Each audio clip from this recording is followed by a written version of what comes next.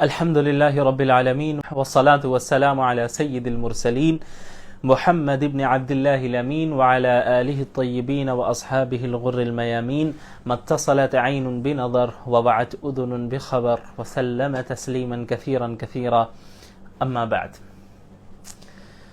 پارہ نمبر 26 کی ابتدا ہوتی ہے سورۃ الاحقاف سے.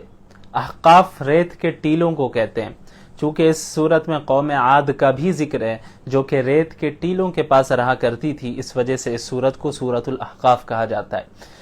قل ارأیتم ما تدعون من دون اللہ ارونی ماذا خلقوا من الارض. یہاں پہ اللہ تعالیٰ نے اللہ کے نبی صلی اللہ علیہ وسلم کے ذریعے توحید پر دلیل پیش کی ہے اور مشرکین کو مخاطب کیا گیا ہے کہ اگر تم اپنے خداؤں کو معبود سمجھتے ہو، حقیقی معبود سمجھتے ہو اللہ کے علاوہ جن کی تم عبادت کرتے ہو، تو تم ہمیں دکھاؤ کہ اللہ کے سوا زمین و آسمان میں ایسی کون سی چیز ہے جسے ان خداؤں نے پیدا کیا. یعنی زمین و آسمان کی جو کریشن ہے اس میں کوئی ایسی چیز ہے جسے تمہارے خداؤں نے، جن بتوں کو تم خود ہی بناتے ہو اور اسی کی عبادت کرتے ہو، کیا ان خداؤں نے پیدا کیا ہے؟ اگر ہے تو پھر دلیل لاؤ. یعنی بغیر دلیل کے بات نہ کرو، یا تو عقلی دلیل ہو یا تو نقلی دلیل ہو. ایتونی بکتاب من قبل ھذا، اس سے پہلے اللہ کی کوئی آسمانی کتاب نازل ہوئی ہو وہ تم دکھاؤ. او اثارۃ من علم، یا کسی پیغمبر کی زبان سے کوئی بات ایسی نکلی ہو، کوئی ایسا علم ہو جو منقول ہوتا چلا آیا ہو تو تم وہ دکھاؤ. یعنی بغیر دلیل کے بات نہ کرو. اور تم جن خداؤں کی عبادت کر رہے ہو اللہ کے سوا کون ہے جس نے زمین و آسمان میں اللہ کی جو کریشن ہے، مخلوقات ہیں، ان میں سے انہوں نے پیدا کیا ہو. اس کے بعد قرآن کی حقانیت کا ذکر ہے آیت نمبر 8 میں. قل ام یقولون افتراہ، کیا یہ لوگ کہتے ہیں کہ محمد صلی اللہ علیہ وسلم نے قرآن کو اپنی طرف سے گھڑا ہے، اپنی طرف سے بنایا ہے. آپ کہہ دیجئے محمد صلی اللہ علیہ وسلم ان افتریتہ، اگر میں نے قرآن کو اپنی جانب سے گھڑا ہوتا، اپنی جانب سے میں نے قرآن بنایا ہوتا، فلا تملکون لی من اللہ شیئا، تو تم مجھے اللہ کی پکڑ سے بچا نہیں سکتے. کیونکہ اللہ کی سنت ہے، یہ اللہ کا طریقہ ہے کہ اللہ کی طرف کوئی بات منسوب کرے، اپنے آپ کو نبی بنائے اور کوئی کلام پیش کر کہے کہ اللہ نے نازل کیا ہے، تو پھر اللہ تعالیٰ اس انسان کو جو ہے ہلاک کر دیتے ہیں، برباد کر دیتے ہیں. تو آپ صلی اللہ علیہ وسلم نے کہا کہ اگر میں نے ایسا کیا ہوتا تو تم اللہ سے مجھے نہیں بچا سکتے تھے. اس کے بعد آیت نمبر 10 میں بعض اہل کتاب کے ایمان لانے کا ذکر ہے اور مشرکین کو کہا گیا ہے کہ بھئی دیکھو اہل کتاب تم پر سبقت لے جا رہے ہو اور تم ہٹ درمی میں، تکبر میں پڑے ہو. اس کے بعد آیت نمبر 15 میں والدین کے حقوق کا ذکر ہے کہ والدین کے ساتھ حسن سلوک کیا جائے، خصوصاً ماں کے ساتھ بھی حسن سلوک کیا جائے. دیکھیں بس اوقات ایسا ہوتا ہے کہ والدین کافر ہیں اور اولاد مسلمان ہیں. ایسی صورت میں بھی اولاد کو حکم ہے کہ آپ اپنے والدین کے ساتھ حسن سلوک کریں، اگرچہ آپ کے والدین کافر ہیں پھر بھی حسن سلوک کریں. ہاں اگر وہ کوئی ایسا حکم دے جو قرآن کے خلاف ہو، شریعت کے خلاف ہو، تو وہ جو ہے اسے فالو نہیں کیا جائے گا. اس کے بعد قوم عاد کا ذکر ہے 21 میں. وَاذْكُرْ أَخَا عَاد، اس میں حضرت ہود علیہ السلام کو اللہ تعالیٰ نے قوم عاد کے پاس بھیجا اور دیگر انبیاء کی طرح انہوں نے بھی اسلام کی دعوت دی، لیکن ان لوگوں نے ان کی دعوت کو جھٹلایا اور اللہ نے انہیں ہلاک و برباد کر دیا. اس کے بعد آیت نمبر 29 میں جنات کے اسلام قبول کرنے کا ذکر ہے. وَإِذْ صَرَفْنَا إِلَيْكَ نَفَرًا مِّنَ الْجِنِّ يَسْتَمِعُونَ الْقُرْآنَ. آپ صلی اللہ علیہ وسلم جب طائف سے تبلیغ کے کام کے بعد واپس تشریف لا رہے تھے مکۃ المکرمہ، تو ایک جگہ پہ آپ نے فجر کی نماز ادا کی اور وہاں پہ آپ نے قرات کی قرآن کی نماز میں. تو جنوں کی ایک جماعت، جنوں کا ایک وفد وہاں سے گزر رہا تھا، انہوں نے قرآن کو سنا تو آپ صلی اللہ علیہ وسلم کے پاس آ گئے اور غور سے سنتے رہے، ایک دوسرے کو خاموش کرا کر، اور قرآن سے اتنے متاثر ہوئے کہ وہیں پر ان لوگوں نے اللہ کے رسول صلی اللہ علیہ وسلم کے سامنے ہی اسلام کو قبول کیا. اور پھر صرف اسلام قبول ہی نہیں کیا بلکہ اپنی قوموں کے پاس جا کر انہوں نے اسلام کی دعوت کا کام شروع کیا. پھر وقتاً فوقتاً جناتوں کے بھی کئی وفود آپ صلی اللہ علیہ وسلم کے پاس آتے اور اسلام قبول کرتے. پھر آیت نمبر 35 میں اللہ کے رسول صلی اللہ علیہ وسلم کو صبر کی تلقین کر رہے ہیں اللہ تعالیٰ. فَاصْبِرْ كَمَا صَبَرَ أُولُو الْعَزْمِ مِنَ الرُّسُلِ، کہ آپ سے پہلے جس طرح اولو العزم انبیاء اور رسولوں نے صبر کیا ہے آپ بھی صبر کریں. طائف کا ایک واقعے کا ضمناً ذکر ہے. چونکہ آپ کو بہت تکلیف جھیلنی پڑی وہاں پہ اور مستقل کئی پریشانیاں جھیلنی پڑی، تو اللہ کے رسول کو حکم ہو رہا ہے کہ آپ صبر سے کام لیں، آپ کو صبر کرنا ہے۔ اس کے بعد سورۃ محمد کی ابتدا ہوتی ہے۔ سورت میں چونکہ آپ صلی اللہ علیہ وسلم کا اس میں گرامی مذکور ہے، اس وجہ سے اس سورت کو سورہ محمد کہتے ہیں۔ اس میں کفار اور مومنین کا پہلے ذکر ہے۔ کفار کے دو کام عام طور پر ہوتے ہیں، ایک تو وہ خود اللہ کی آیتوں کا انکار کرتے ہیں اور جھٹلاتے ہیں، اور دوسرا کہ دوسروں کو بھی کفر میں مبتلا کرتے ہیں، دوسروں کو بھی گمراہ کرتے ہیں، جس کے نتیجے میں اللہ تعالیٰ نے ان کے تمام دنیاوی اعمال کو ضائع کیا۔ اور جو ایمان والے ہوتے ہیں وہ ایمان بھی لاتے ہیں، نیک اعمال بھی کرتے رہتے ہیں، اور محمد صلی اللہ علیہ وسلم پر جو چیزیں بھی نازل ہوتی ہیں انہیں وہ قبول کرتے ہیں، جن کے نتیجے میں اللہ تعالیٰ جو ہے ان کو معاف فرما دیتا ہے اور ان کے احوال کو درست کر دیتا ہے۔ اس کے بعد آیت نمبر 4 میں جنگی قیدیوں کے متعلق چند احکامات ہیں۔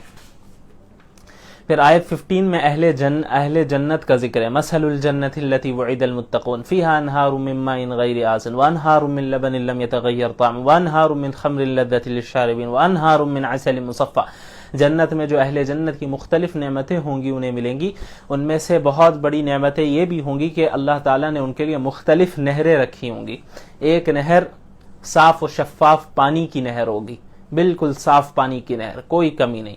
اس کے بعد جو ہے وَأَنْهَارٌ مِّن لَبَنٍ لَّمْ يَتَغَيَّرْ طَعْمُهُ، اور ایک نہر جنت میں دودھ کی نہر ہوگی، ایسی نہر ہوگی، ایسا دودھ ہوگا جس کا ٹیسٹ کبھی چینج نہیں ہوگا۔ آپ صبح سے لے کر شام تک ایک گلاس دودھ کا باہر رکھ لیں، وہ دودھ خراب ہو جائے گا، اس کا ٹیسٹ بدل جائے گا، اس دنیا میں ٹیسٹ بدل جائے گا، ذائقہ بدل جائے گا، لیکن جو جنت میں اللہ نے دودھ کی نہر جنتیوں کے لیے رکھی ہے وہ نہر ایسی ہوگی، وہ دودھ ایسا ہوگا کہ لم يتغیر طعمہ، اس کا ٹیسٹ کبھی چینج نہیں ہوگا، وہ اسی طرح رہے گا اور اس کی لذت میں یقیناً اضافہ ہوتا رہے گا۔ اور اس کے بعد اللہ نے فرمایا جنتیوں کے لیے ایک نہر شراب کی نہر ہوگی، اور وہ شراب کوئی کڑوی شراب نہیں ہوگی، گندی شراب نہیں ہوگی، بلکہ پاک صاف اور لذت والی، جس سے کوئی سر درد نہیں ہونے والا، جس سے کوئی نشہ نہیں آنے والا، اس طرح کی شراب کی نہر ہوگی۔ اس کے بعد وانہار من عسل مصفى، اور صاف و شفاف بالکل 100% پیور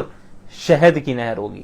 دنیا میں تو پیور شہد بھی ملنا بڑا مسئلہ ہے، ملاوٹ اتنی ہے ہمارے یہاں۔ اللہ نے فرمایا کہ وانہار من عسل مصفى، بالکل صاف و شفاف شہد کی نہر ہوگی۔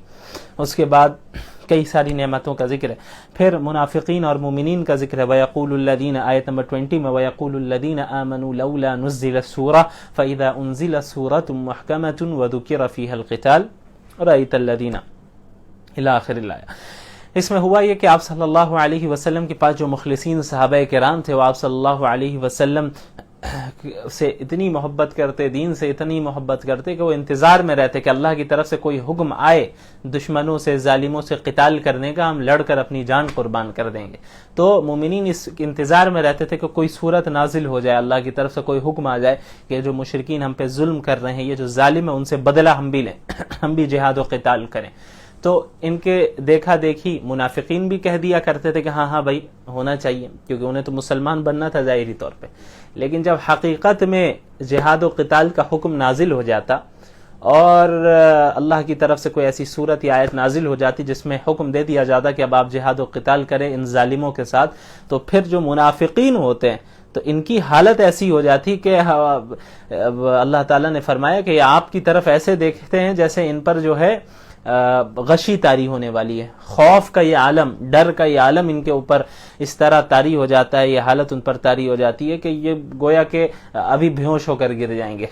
یعنی مومنین کے سامنے تو کہتے کہ ہاں ہونا چاہیے، ہم بھی انتظار میں، اور جب حقیقت میں نازل ہو جائے تو پھر موت کے ڈر سے جو ہے ان کی حالت ٹائٹ ہو جاتی ہے۔ اس کے بعد آیت 32 میں ذکر ہے کفار کے لیے وعید ان الذین کفروا وصدوا عن سبیل اللہ، جنہوں نے کفر کیا اور اللہ کے راستے سے لوگوں کو روکا اور اللہ کے رسول کی مخالفت کی ہے، وہ اللہ کا کوئی نقصان نہیں پہنچا سکتے، اللہ تعالیٰ ان کے اعمال کو ضائع کر دے گا۔ اس کے بعد اس سورت کے آخر میں اللہ نے صدقہ کرنے کا، مال خرچ کرنے کا حکم دیا، اور پھر فرما دیا کہ اللہ کو تمہارے مال کی ضرورت نہیں ہے، یعنی تم جو صدقہ کرو گے اس سے تم اللہ کو کوئی فائدہ نہیں پہنچا رہے ہو، اپنے آپ کو فائدہ پہنچا رہے ہو، اور اگر تم نہیں بھی کرو گے مال خرچ، اور یاد رکھو تم سب اللہ کے محتاج ہو اور اللہ غنی ہے، اور اگر تم نہیں بھی کرو گے، تم اس دین سے پھر بھی جاؤ گے، یستبدل قوما غیرکم، اللہ تم لوگوں کے سوا کسی اور کو کھڑا کر دے گا، دوسری قوموں کو لے آئے گا جو اللہ سے محبت کرنے والے ہوں گے اور تمہاری طرح نہیں ہوں گے وہ لوگ۔ اس کے بعد سورۃ الفتح کی ابتدا ہوتی ہے۔ اس سورت میں فتح مکہ کا ذکر ہے، اس لیے سورت کا نام فتح رکھا گیا، انا فتحنا لک فتحا مبینا۔ نبی کریم صلی اللہ علیہ وسلم نے ایک مرتبہ خواب دیکھا کہ آپ صلی اللہ علیہ وسلم صحابہ کرام کے ساتھ عمرہ کر رہے ہیں، تو نبی کا خواب بھی جو ہے وہی ہوتا ہے، میں نے بتایا تھا۔ تو آپ صلی اللہ علیہ وسلم اور صحابہ کرام بہت خوش ہو گئے، کیونکہ کئی سالوں سے انہوں نے مکہ کو نہیں دیکھا، خصوصاً کعبے سے اتنی محبت ہے، لیکن مجبوراً ہجرت کرنی پڑی، مدینے میں رہ رہے ہیں، انہیں اپنے وطن کی یاد آ رہی ہے۔ اور جب یہ خواب آپ نے دیکھا تو آپ صلی اللہ علیہ وسلم بھی کافی خوش ہو گئے اور مسلمان بھی کافی خوش ہو گئے۔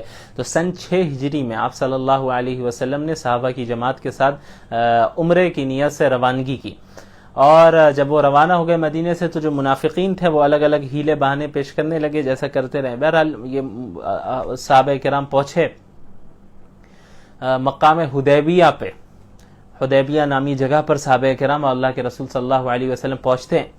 وہاں پر حدیبیہ مکہ سے قریب ہے، وہاں پر جو ہے مشرکین انہیں روک لیتے ہیں کہ آپ کو مکہ میں انٹر کرنے ہم نہیں دیں گے، انٹر ہونے کا کوئی سوال نہیں ہے۔ وہ بھی سمجھ رہے تھے کہ بھئی کہیں ہم سے لڑیں نہیں، تو آپ صلی اللہ علیہ وسلم نے حضرت عثمان کو بھیجا رضی اللہ عنہ کہ آپ جائیں مکہ اور ان سے کہیں کہ یہ جو صحابہ کی جماعت آئی ہے یہ قتال کے لیے، لڑنے کے لیے، جنگ کے لیے نہیں آئی ہے، بلکہ یہ محض عمرہ کریں گے یہ لوگ، اور عمرہ کر کے واپس چلے جائیں گے۔ لیکن وہ تیار نہیں ہوئے اور حضرت عثمان کو انہوں نے وہیں پہ روک لیا۔ تو جب حضرت عثمان کو وہیں پہ روک لیا اور حضرت عثمان واپس نہیں آ پائے یہاں پر، تو یہاں افواہ اڑ گئی کہ حضرت عثمان کو علیاذ باللہ جو ہے مشرکین نے قتل کر دیا، انہیں شہید کر دیا۔ تو اللہ کے رسول صلی اللہ علیہ وسلم نے تمام صحابہ سے بیعت لی، ایک درخت کے نیچے بیعت لی، اور بیعت اس بات پر لی کہ حضرت عثمان کو جس طرح شہید کیا گیا ہے ان کا بدلہ ہم لے کر ہی جائیں گے، یہاں سے حضرت عثمان کے خون کا بدلہ لیے بغیر نہیں جائیں گے۔ تو صحابہ کرام نے موت پر بیعت کی آپ صلی اللہ علیہ وسلم کے ہاتھوں پر۔ تو اس بیعت کو بیعت حدیبیہ بھی کہتے ہیں، اور اس بیعت کو بیعت رضوان بھی کہتے ہیں۔ رضوان اس لیے کہتے ہیں چونکہ اس بیعت کرنے والوں کے لیے اللہ تعالیٰ کی رضامندی نے، اللہ تعالیٰ نے اپنی رضامندی کا ان کے لیے اعلان کیا۔ بہرحال پھر آپس میں معاہدہ ہوا، بعد میں پتہ چل گیا کہ حضرت عثمان شہید نہیں ہوئے، اور اس کے بعد معاہدہ ہوا مشرکین اور مسلمانوں کے درمیان کہ ہم ایک ایگریمنٹ کر لیتے، صلح کر لیتے، امن و امان قائم رکھیں گے، نہ ہم آپ پر حملہ کریں گے نہ آپ ہم پر حملہ کریں گے، اور ہماری جو جتنے قبیلے وہ ہوں گے جو ہمارے ساتھ ہیں ان قبائل پر بھی آپ حملہ نہیں کریں گے، اور جو مختلف قبائل مسلمانوں کے ساتھ ہوں گے ہم ان پر بھی حملہ نہیں کریں گے اور سپورٹ بھی نہیں کریں گے، اور یہ ہمارا رہے گا مرحلہ۔ اور کئی شرائط ایسی جو ہیں انہوں نے لگائی جہاں پہ مسلمانوں کو دب کر تھوڑا سا صلح کر لینی پڑی۔ مثلا مشرکین نے ایک شرط یہ بھی لگائی کہ دیکھیں مکہ سے کوئی کافر مسلمان ہو کر آپ کے پاس بھاگ کر جاتا ہے مدینہ تو آپ کو اسے ہمارے پاس لوٹانا ہوگا، آپ اسے نہیں رکھ سکتے۔ ہاں کوئی مسلمان اگر کافر ہو کر ہمارے یہاں آ جاتا ہے تو پھر ہم اسے واپس نہیں کریں گے۔ تو اللہ تعالیٰ کے نبی صلی اللہ علیہ وسلم نے اسے بھی قبول کیا، تو مسلمانوں پر یہ ایک آزمائش بھی تھی، لیکن اللہ تعالیٰ نے اس کے ذریعے اللہ تعالیٰ نے اعلان کیا انا فتحنا لک فتحا مبینا کہ ہم نے آپ کو کھلی ہوئی جیت دی ہے۔ اب وہ فتح کیسے ہوئی آپ دیکھیں، اگر صلح حدیبیہ کا معاملہ نہ پیش آیا ہوتا تو فتح مکہ جس طریقے سے مکہ فتح ہوا ہے اس طرح نہیں ہو پاتا۔ اور پھر صلح حدیبیہ سن 6 ہجری میں اور سن 8 ہجری میں فتح مکہ ہے، یعنی 2 سال کا گیپ ہے۔ تو ان 2 سالوں کے اندر چونکہ اب مشرکین اور مسلمانوں کے درمیان صلح ہو گئی تھی تو مشرکین اور مسلمانوں کا آپس میں ملنا جلنا، آنا جانا، یہ ساری صورتحال رہی، تو ایک جو دوری تھی مشرکین اور مسلمانوں کے درمیان وہ دوری صلح کی وجہ سے ختم ہو گئی۔ تو مشرکین نے مسلمانوں کے اخلاق کو دیکھا، ان کے آداب کو دیکھا، ان کے عقائد کو، ان کے اعمال کو جانا، قریب سے سمجھا، آپ صلی اللہ علیہ وسلم کو بھی دیکھا۔ تو یہ جو 6 سے 8 یعنی 2 سال کا جو وقفہ ہے، 2 سال کی جو مدت ہے، ان 2 سالوں میں اتنے لوگوں نے اسلام قبول کیا جتنا پہلے کی مدت میں اتنے لوگوں نے اسلام قبول نہیں کیا تھا۔ صرف ان 2 سالوں کے اندر اتنی زیادہ بڑی تعداد نے اسلام قبول کیا۔ اور پھر سن 8 ہجری میں مشرکین نے ہی معاہدے کی خلاف ورزی کی تو اللہ تعالیٰ نے حکم دیا کہ بھئی اب آپ مکہ پر چڑھائی کیجئے، تو پھر آپ صلی اللہ علیہ وسلم نے مکہ فتح کیا بغیر لڑے۔ تو اس پوری صورت میں اسی واقعے کی تفصیل. اچھا، معاہدہ میں یہ ہوا تھا، جو صحابہ کرام اور اللہ کے رسول یہ مقام حدیبیہ پہ پہنچ گئے تھے عمرہ کرنے کے لیے، لیکن معاہدہ جب ہوا تو معاہدے میں یہ کہا گیا کہ ابھی آپ عمرہ نہیں کر سکتے، ابھی آپ واپس جائیں، تمام مسلمان واپس جائیں. حالانکہ مکہ جو ہے بالکل قریب، وہاں سے اتنا لمبا سفر کر کے آئے اور خواب میں دیکھا مسلمان اتنے خوش، صحابہ اتنے خوش کہ بھئی جو ہے ہم مکہ جائیں گے، اپنے کعبہ کو دیکھیں گے، سارے لوگ آ گئے، لیکن انہیں واپس کیا جا رہا. اور معاہدے میں یہ ہوا کہ اس سال تو آپ کو عمرہ کرنے نہیں ملے گا، آپ اگلے سال آئیں گے اور صرف 3 دن کے لیے آئیں گے، یہ اس کی اجازت ہے. تو مسلمان جو ہے بہت مایوسی بھی چاہیے، یعنی افسوس بھی ہوا کہ بھئی ہم جو ہے عمرہ نہیں کر پا رہے ہیں. تو آپ صلی اللہ علیہ وسلم سے بعض نے پوچھا کہ یا رسول اللہ، آپ نے تو کہا تھا کہ آپ نے خواب میں دیکھا ہے، تو آپ نے فرمایا کہ ہاں میں نے خواب میں تو دیکھا ہے، لیکن آپ صلی اللہ علیہ وسلم نے تاریخ کی تعیین تو نہیں کی، یہ تو نہیں بتایا کہ ہم اسی سال کریں گے یا ابھی جا کے عمرہ کرنا ہے، ابھی ہر حال میں کریں گے. اللہ کے نبی نے خواب دیکھا کہ عمرہ کر رہے ہیں، اس کی تعین خواب میں نہیں تھی کہ کس سال کرنے والے ہیں. بہرحال پھر وہاں سے مسلمان واپس ہوئے. پھر اگلے سال سن 7 ہجری میں آپ صلی اللہ علیہ وسلم دوبارہ صحابہ کرام کے ساتھ تشریف لاتے ہیں اور قضاء جو ہے عمرہ ہے اس کو ادا کرتے ہیں. تو آیت نمبر 10 میں بیعت رضوان کا ذکر ہے. بیعت رضوان کسے کہتے ہیں میں نے بتا دیا، ان الذین یبایعونک انما یبایعون اللہ، کیونکہ یہ مخلصین تھے صحابہ کرام جنہوں نے اللہ کے نبی پر بیعت کی کہ حضرت عثمان کا بدلہ لے کر جائیں گے واپس. تو اللہ نے فرمایا کہ یہ جو مسلمان آپ سے بیعت کر رہے تھے نا، یہ حقیقت میں اللہ سے بیعت کر رہے تھے. ید اللہ فوق ایدیہم، کیونکہ ہاتھ پہ ہاتھ رکھتے بیعت کرتے وقت تمام مسلمانوں نے اللہ کے نبی پر ہاتھ رکھا کہ ہاتھوں پر ہاتھ رکھا کہ ہم آپ سے وعدہ کرتے ہیں. تو اللہ نے فرمایا ید اللہ فوق ایدیہم، اللہ کا ہاتھ ان سب کے ہاتھوں کے اوپر تھا. کیا مطلب؟ اللہ کی قدرت، اللہ کی نصرت، اللہ کی مدد ان سب کے ساتھ تھی. پھر آیت نمبر 11 میں منافقین کا ذکر ہے. سیقول لک المخلفون من الاعراب شغلتنا اموالنا. جو منافقین کا رویہ رہا ہر جنگ میں، اب جب عمرہ کرنے جا رہے ہیں تو تمام صحابہ تو تیار ہو گئے، لیکن جو منافقین تھے انہوں نے بہانہ بنانا شروع کیا اور کہنے لگے کہ اللہ کے رسول صلی اللہ علیہ وسلم کو کہ ہم جو ہے ہماری یہ مصروفیت ہے، یہ وہ مصروفیت ہے، یہ مصروفیت ہے، جھوٹ موٹ کی باتیں کرنے لگے. اس کی وجہ یہ تھی کہ بھئی انہیں ڈر تھا کہ بھئی یہ مکہ جا رہے ہیں، وہ تو مشرکین سے ان کی دشمنی ہے، اگرچہ یہ عمرہ کرنے جا رہے ہیں لیکن وہ تو جنگ پر آمادہ ہو جائیں گے، سارے مسلمانوں کو قتل کر دیا جائے گا، ان کے چکر میں ہم بھی قتل ہو جائیں گے. تو اس ڈر سے انہوں نے یہ ہیلے بنائے. اس کے بعد آیت نمبر 18 میں بیعت رضوان کرنے والوں سے جو اللہ نے رضامندی کا اعلان کیا اس کا ذکر ہے. لقد رضی اللہ عن المؤمنین اذ یبایعونک تحت الشجرہ، اور ان سے وعدہ کیا واثابہم فتحا قریبا، اللہ انہیں ایک جو ہے بہت عنقریب ایک فتح بھی دینے والا ہے. تو اس سے اشارہ تھا فتح خیبر کی طرف، خیبر کو جو مسلمانوں نے فتح کیا اس کی طرف اشارہ تھا، اور وہاں سے مال غنیمت جو انہیں حاصل ہوا اس کی بھی پیشن گوئی اور اس کا بھی وعدہ اللہ نے اس میں فرما دیا تھا. اس کے بعد آیت 24 میں ذکر وَهُوَ الَّذِي كَفَّ أَيْدِيَهُمْ عَنْكُمْ وَأَيْدِيَكُمْ عَنْهُمْ بِبَطْنِ مَكَّةَ مِنْ بَعْدِ أَنْ أَظْفَرَكُمْ عَلَيْهِمْ. آپ صلی اللہ علیہ وسلم مسلمان جب مقام حدیبیہ میں تھے تو مشرکین نے کیا کیا نا کہ اس موقع کو غنیمت سمجھا اور 50 آدمیوں کو بھیجا کہ آپ کو قتل کر دیں علیاذ باللہ. تو 50 آدمی خاموشی سے آتے ہیں آپ صلی اللہ علیہ وسلم پر حملہ کرنے کے لیے، لیکن مسلمان انہیں دیکھ لیتے اور ان کو اریسٹ کر لیتے ہیں. تو یہاں اللہ تعالیٰ نے مسلمانوں کی حفاظت فرمائی کہ یہ 50 آدمیوں نے انہیں نقصان نہیں پہنچایا، اور اللہ تعالیٰ نے ان 50 لوگوں کی بھی اس طرح حفاظت فرمائی کہ مسلمانوں کے ہاتھوں کو بھی ان پر سے روکا رکھا. تو اللہ نے اس کا ذکر کیا. اس کے بعد خواب کا ذکر ہے. آیت 27 لقد صدق اللہ رسولہ الرؤیا بالحق، اللہ تعالیٰ نے جو سپنا دکھایا ہے، خواب دکھایا اللہ کے نبی کو، اور اللہ اسے پورا کر کے رہے گا، اور اللہ نے اسے سچا ثابت کیا ہے. تو مسجد حرام میں انشاءاللہ امن و امان کے ساتھ داخل ہوگے. اور یہ جو ہے کھلا اشارہ کر دیا تھا آپ صلی اللہ علیہ وسلم کو اور مسلمانوں کو کہ جو ہے تم ضرور عمرہ کرو گے اور مکہ میں ضرور داخل ہوگے. پھر ایسے ہی ہوا، سن 6 ہجری میں روکا گیا انہیں، لیکن سن 7 ہجری میں وہ گئے اور داخل ہوئے، اور 8 ہجری میں تو مکہ ہی فتح ہو گیا. اس کے بعد آیت نمبر 28 میں اللہ نے اسلام کے غلبے کا ذکر کیا ہے. هو الذي ارسل رسوله بالهدى ودين الحق ليظهره على الدين كله وكفى بالله شهيدا. اللہ تعالی ہی وہ ذات ہے جس نے اپنے رسول کو ہدایت کے ساتھ اور دین حق کے ساتھ بھیجا ہے تاکہ اس دین کو تمام دیگر مذاہب پر، تمام دیگر ادیان پر غالب کر دے، اور اللہ گواہی کے لیے کافی ہے. اور اللہ ایسا کرے گا اور اللہ نے کیا، چاہے مشرکین ناپسند کرتے رہیں.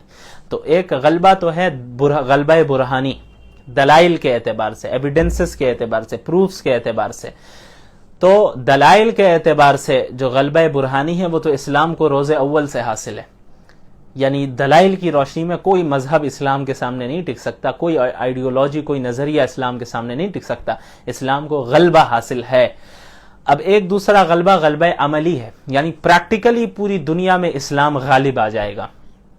تو اس کے آثار تو ابھی ظاہر ہو ہی رہے، لیکن اس کا جو مکمل طور پر غلبہ حاصل ہونا ہے اسلام کو، غلبہ عملی، وہ تو حضرت عیسیٰ علیہ الصلوۃ والسلام کے دور میں ہونا ہے، کہ جب پوری دنیا میں صرف اسلام رہے گا اور پوری دنیا میں اسلامی حکومت اور اسلامی خلافت قائم ہو جائے گی. اور اسلامی خلافت کا مطلب کیا ہوتا ہے؟ پوری دنیا میں عدل و انصاف قائم ہو جائے گا.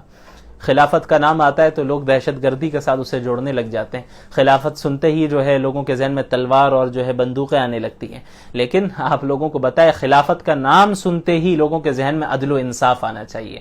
وہ انصاف جو حضرت عمر رضی اللہ عنہ نے اور خلفائے راشدین نے قائم کیا، اور تمام جو لوگوں کی ضروریات ہیں اس کو پورا کیا جائے گا. غریب انشاءاللہ غریب نہیں رہے گا، ضرورت مند کی تمام ضروریات کو پورا کیا جائے گا، اور یہ ہونا ہے، ان قریب ہونا ہے. اب حضرت عیسیٰ علیہ السلام کے زمانے میں ایسے ہی ہوگا. آپ نے فرمایا کہ جو ہے مالدار اتنے ہو جائیں گے لوگ کہ زکوٰۃ لے کر پھرتے رہیں گے، تلاش کرتے رہیں گے کہ بھئی ہم کس کو دے زکوٰۃ. کوئی مستحق نظر ہی نہیں آئے گا، سب کے پاس مال و دولت ہوگی، امن و امان قائم ہو جائے گا. تو اسلامی خلافت کو انشاءاللہ اس طرح تو قائم ہونا ہی ہے. بہرحال اس کے بعد آیت نمبر 29 میں اللہ نے فرمایا محمد الرسول اللہ، محمد اللہ کے رسول ہیں. صلح حدیبیہ میں جو معاہدہ لکھا جا رہا تھا، اس معاہدے میں آپ صلی اللہ علیہ وسلم کے متعلق اور مشرکین کے متعلق یہ لکھا گیا کہ یہ معاہدہ کیا جا رہا ہے، ایگریمنٹ محمد الرسول اللہ اور مشرکین کے درمیان. تو مشرکین نے اعتراض کیا کہ آپ محمد الرسول اللہ نہیں لکھیں گے، آپ محمد بن عبداللہ لکھیے، ہم آپ کو رسول اللہ نہیں مانتے. اگر آپ کو رسول اللہ مانتے ہوتے تو پھر کوئی لڑنے کی ضرورت ہی نہیں ہوتی آپ سے، اس لیے معاہدے میں آپ رسول اللہ کو مٹائیں. بہرحال اس کو اللہ کے رسول صلی اللہ علیہ وسلم نے مٹایا، اور اللہ کے نبی نے ایکسیپٹ کیا کہ محمد بن عبداللہ لکھ لیا جی محمد بن عبداللہ لکھ لیا جائے، کوئی حرج کی بات نہیں ہے. تو ایسے ہی ہوا. لیکن اللہ تعالیٰ نے اس آیت کا نزول فرمایا کہ محمد الرسول اللہ، محمد اللہ کے رسول ہیں، چاہے تم مانو یا نہ مانو. اور آپ اللہ تعالیٰ نے اسے قرآن کی آیت کے طور پر سلیکٹ کر لیا کہ قیامت تک یہ ذکر کیا جائے گا، یہ نام لیا جائے گا، اور ہر جگہ یہ صدا لگائی جائے گی کہ محمد الرسول اللہ. اذانوں میں بھی ہم کہتے ہیں اشہد ان محمد الرسول اللہ. لاؤڈ اسپیکر پہ کہیں یا ایسے ہی کہیں، ابھی بڑے مسائل چل رہے ہیں اذان کو لے کر. بہرحال وہ لاؤڈ اسپیکر بند کر دیں، کچھ بھی بند کر دیں، یہ صدا تو گونجتی رہے گی، وہ چاہے یا نہ چاہے. یریدون ان یطفئوا نور اللہ بافواہہم، وہ چاہتے ہیں کہ اللہ کی جو ہے، اللہ کی روشنی کو، اللہ کے نور کو اپنے منہ سے پھونک کر بجھا دے. ایسا نہیں ہونے والا. اللہ تعالیٰ تو اپنے نور کو مکمل کر کے رہے گا، چاہے یہ جو ہے مشرکین ناپسند کرتے رہے، چاہے یہ جو حکومت ہے بی جے پی کی یہ ناپسند کرتی رہے، چاہے یہ جو آر ایس ایس کی جو تنظیم ہے یہ ناپسند کرتی رہے، اسرائیل ناپسند کرتا رہے، کوئی فرق نہیں پڑنے والا. اسلام غالب آئے گا اور ہر جگہ یہ صدا بلند ہوگی انشاءاللہ، ہر گھر میں یہ صدا بلند ہوگی، لا الہ الا اللہ محمد الرسول اللہ. اس کے بعد آیت نمبر 29 میں صحابہ کرام کی صفات کا ذکر ہے کہ وہ کس طرح مومنین کے ساتھ نرم ہیں، اور پھر مشرکین کے جو اسلام سے ٹکراتے ہیں، دشمن ہیں، اسلام کی مخالفت کرتے ہیں، ان کے سامنے سخت ہیں، اور کس طرح وہ رکوع اور سجدے کرتے ہیں. بہرحال ان کے فضائل ذکر کیے گئے. سورۃ الحجرات کی ابتدا ہوتی ہے. حجرات کمروں کو کہتے ہیں، چونکہ اس میں مسلمانوں کو یہ حکم دیا گیا کہ آپ صلی اللہ علیہ وسلم کے کمرے کے باہر سے آواز دے کر جو ہے انہیں نہ پکارو. آپ صلی اللہ علیہ وسلم کو آواز دے کر، کمرے کے باہر سے آواز دے کر نہ بلاؤ، یہ ادب کے خلاف ہے. اس وجہ سے اس سورت کو سورۃ الحجرات کہتے ہیں. شروع میں حکم ہے یا ایھا الذین آمنوا لا تقدموا بین یدی اللہ ورسولہ واتقوا اللہ. اس میں مسلمانوں کو یہ بھی بتا دیا گیا کہ مسلمانوں، اللہ کے رسول صلی اللہ علیہ وسلم جن چیزوں میں تم سے مشورہ طلب بھی نہ کرے تو اس میں آگے بڑھ چڑھ کر زبردستی آپ سے بحث کرنا اور آپ کو خامخواہ مشورے دینا، یہ بھی خلاف ادب ہے، ایسا نہ کیا کرو. اور آپ صلی اللہ علیہ وسلم کے سامنے اپنی آواز پست رکھو، آواز نیچی رکھو، ان کے سامنے اپنی آواز بلند نہ کرو، یہ بھی ادب کے خلاف ہے. تو جس طرح آپ کی دنیاوی زندگی کی حالت میں بھی یہ حکم تھا، یہ حکم آج بھی ہے. جو بھی مسجد نبوی میں جائے وہاں پہ اس کا لحاظ رکھنا ہوگا کہ مسجد مسجد میں خواہ کا اس طرح وہ شور نہ کرے، خصوصاً مسجد نبوی میں آپ صلی اللہ علیہ وسلم جس مسجد کے پاس مدفون ہے وہاں پر ان کی قبر اطہر کے پاس جو ہے خصوصاً آواز کو بلند نہ کرے، اس کا لحاظ رکھنا ضروری ہے۔ اس کے بعد اس صورت میں معاشرت کے متعلق بھی بہت سے آداب ہیں۔ یا ایھا الذین آمنوا لا یسخر قوم من قوم عسى ان یکونوا خیرا منہم، کہ اے مسلمانوں تم میں سے کوئی ایک دوسرے کا مذاق نہ اڑائے۔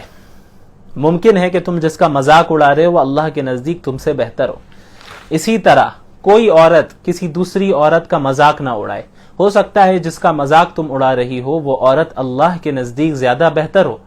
اور کوئی کسی کو برے القاب سے نہ پکارے، ہم فوراً کسی کو لقب دے دیتے ہیں یا کسی ایسا نام دے دیتے ہیں، کسی کو مذاق اڑاتے ہیں۔ مثلا کوئی جسمانی اعتبار سے فزیکلی وہ موٹا ہے تو ہم اسے موٹا کہہ کر پکارتے ہیں یا کچھ اور نام دے دیتے ہیں، کوئی ہائٹ میں کم ہے تو ہم اس کا مذاق اڑاتے ہیں، کوئی زیادہ پتلا ہے تو ہم اس کا مذاق اڑاتے ہیں، کوئی کالا ہوتا ہے تو علیاذ باللہ یہ مشرکین کی روش جو ہمارے اندر بھی آ گئی کہ ہم رنگ کی بنیاد پر بھی جو ہے ریسزم کے شکار ہو جاتے ہیں۔ تو یہ وہ ساری چیز ہیں جس کی ممانعت اس صورت میں موجود ہے کہ کسی کو برے القاب سے نہ پکارو اور کسی کو جو ہے تم کسی کا مذاق نہ اڑاؤ، یعنی کوئی ایسا کام نہ کرو جس سے کسی دوسرے کو تکلیف ہو۔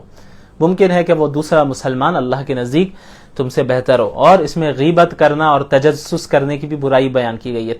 تجسس نہ کرو، ٹوہ میں نہ رہو، فلاں شخص کیا کر رہا ہے ذرا دیکھو یہ کیا کر رہا ہے، کس سے بات کر رہا ہے، اس کے موبائل کو چیک کرو، یعنی کسی کے پرائیویسی میں دخل اندازی کرنے کی اجازت شریعت نے نہیں دی۔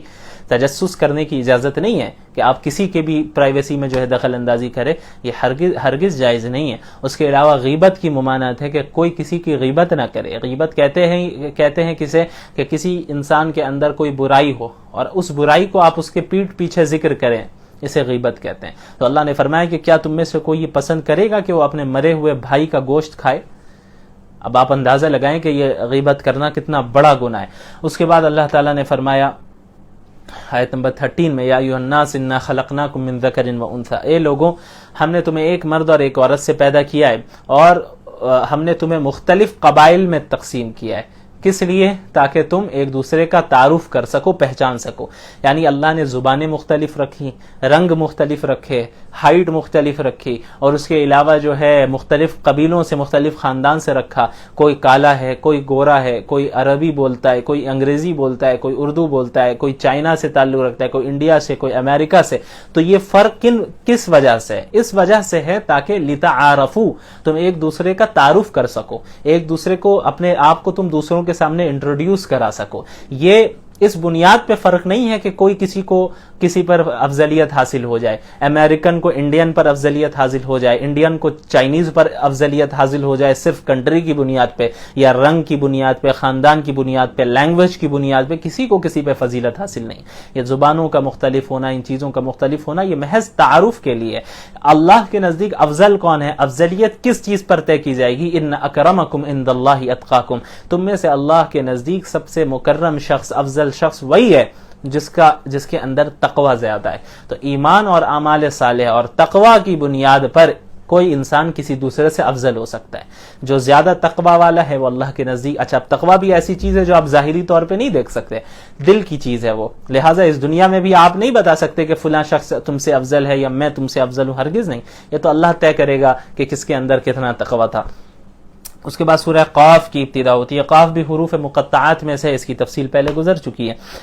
شروع میں جو ہے بعث بعد الموت کے بارے میں بات کی گئی ہے۔ مشرکین اعتراض کرتے ہیں کہ ایسا کیسے ہوگا بھائی کہ زمین ہمیں کھا جائے گی اور جو ہے ہم دوبارہ زندہ ہوں گے۔ اللہ نے کہا کہ یہ اللہ تعالیٰ کے علم ہے کہ زمین کیا کھا رہی ہے، کسے کھا رہی ہے، اور اللہ تعالیٰ تم سب کو دوبارہ زندہ کرنے پر قادر ہے۔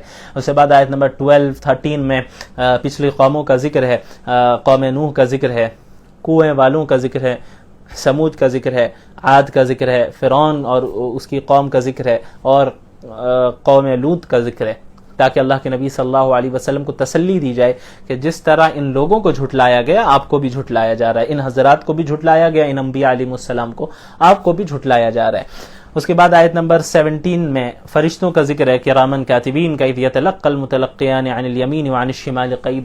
ہر انسان کے ساتھ 2 فرشتے موجود ہیں، ایک طرف، دوسرا دوسری طرف، جو انسان کے تمام اعمال کو لکھ رہے ہیں. اور انسان جو بولتا ہے، ما یلفظ من قول الا لدیہ رقیب عتید، ایک انسان جو اپنی زبان سے کوئی بھی لفظ بھی نکالتا ہے نا تو فرشتہ تیار ہے اسے لکھنے کے لیے. تو انسان جو کر رہا ہے، عمل تو دور کی بات، جو وہ بول رہا ہے، بولنا بھی سوچ سمجھ کے چاہیے، کیونکہ ہر ایک لفظ، ہر ایک ورڈ جو انسان اپنی زبان سے نکال رہا ہے اسے نوٹ کیا جا رہا ہے. اس کے بعد آیت نمبر 30 میں ذکر ہے کہ جہنم سے اللہ تعالیٰ، جہنمیوں کو جہنم میں ڈالنے کے بعد اللہ تعالیٰ جہنم سے سوال کرے گا، یوم نقول لجہنم هل امتلأت وتقول هل من مزید، کیا تم بھر گئی، یعنی تمہاری جگہ مکمل ہو گئی، وتقول هل من مزید، تو جہنم کیا کہے گی کہ اور بھی ہیں جہنمی، اور بھی لوگ ہیں، اور ڈالے ہمارے اندر. یعنی اور تو لوگ نہیں ہوں گے، جہنمی جہنم میں جا چکے ہوں گے، جنت والے جنت میں جا چکے ہوں گے، لیکن جہنمیوں کو مزید ان کے اندر، تاکہ انہیں عذاب میں مبتلا کیا جائے اور خوف میں انہیں مبتلا کیا جائے. اس وجہ سے انہیں یہ دکھایا جائے گا کہ ایسا نہیں، یہ نہ سمجھنا کہ تم جہنم میں اتنے لوگ آ گئے ہیں تو اب جہنم کی آگ ٹھنڈی پڑ جائے گی، ایسا نہیں ہوگا. جہنم کے اندر ابھی بھی اتنی کیپیسٹی ہے کہ اور بھی لوگوں کو وہ اپنے اندر شامل کر سکتی ہے. اس کے بعد اس کے مقابلے میں جنت کا ذکر ہے، وَأُزْلِفَتِ الْجَنَّةُ لِلْمُتَّقِينَ غَيْرَ بَعِيدٍ، آیت 31 میں، کہ متقین کے لیے، تقوی والوں کے لیے جنت کو قریب کر دیا جائے گا، غیر بعید، اور وہ بالکل دور نہیں ہوگی، جنت بہت قریب کر دی جائے گی. اور پھر انہیں کہا جائے گا کہ سلامتی کے ساتھ داخل ہو جاؤ. لَهُمْ فِيهَا مَا يَشَاءُونَ لَهُمْ مَا يَشَاءُونَ فِيهَا وَلَدَيْنَا مَزِيدٌ، ان جنتیوں کے لیے جنت میں ہر وہ چیز ہوگی جو وہ چاہیں گے، وَلَدَيْنَا مَزِيدٌ، اور ہمارے پاس اور زیادہ ہوگا. یعنی جنت میں وہ جو کچھ امیجن کر سکتے ہیں، جو سوچ سکتے ہیں، انہیں سب کچھ دیا جائے گا، جو ان کی خواہش ہوگی وہ ہر چیز ملے گی، اور اس کے علاوہ پلس وَلَدَيْنَا مزید، ہم اپنی طرف سے بھی اور بڑھا کر دیں گے. تو یہ جو ہے جنتیوں کی نعمتیں ہوں گی. اس کے بعد آیت 45 میں اللہ کے نبی صلی اللہ علیہ وسلم کا جو فریضہ ہے اس کا ذکر ہے، نحن اعلم بما یقولون وما انت علیہم بجبار فذکر بالقرآن من یخاف وعید، کہ میں جانتا ہوں، ہم جانتے ہیں کہ یہ لوگ کیا کہتے ہیں آپ کے بارے میں، دین کو کس طرح جھٹلاتے ہیں، اور آپ جو ہے ان پر داروغہ بنا کر نہیں بھیجے گئے. یعنی آپ کا کام تذکیر بالقرآن ہے، قرآن کے ذریعے آپ جو ہے ان کو نصیحت کیجئے، دعوت و تبلیغ کیجئے، قرآن کے ذریعے ان تک اسلام کی دعوت پہنچائیے. تو جو بھی اللہ کا ڈرنے والا ہے، اللہ کے عذاب سے ڈرنے والا ہے، وہ آپ کی بات سن لے گا. ماننا نہیں ماننا یہ ان کا کام ہے، حساب لینا ہمارا کام ہے. آپ کا کام تبلیغ کرنا ہے. اگر وہ نہیں مان رہے تبلیغ کے بعد بھی تو آپ پر اس کا بوجھ نہیں آنے والا، آپ کا جو فریضہ ہے وہ آپ ادا فرماتے رہیں. وآخر دعوانا ان الحمد للہ رب العالمین.